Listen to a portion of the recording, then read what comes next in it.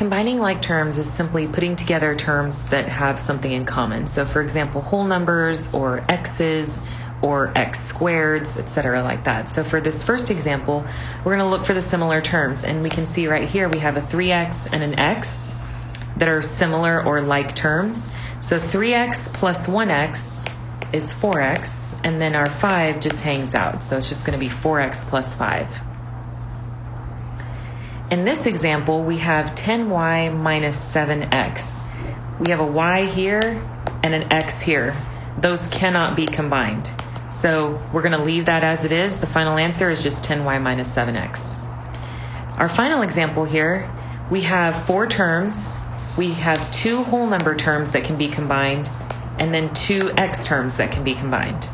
So let's combine the whole numbers first. We have negative 5 plus 16, which will give us 11. And then we have a positive 2x and a positive 8 being combined. 8x, giving us 10x.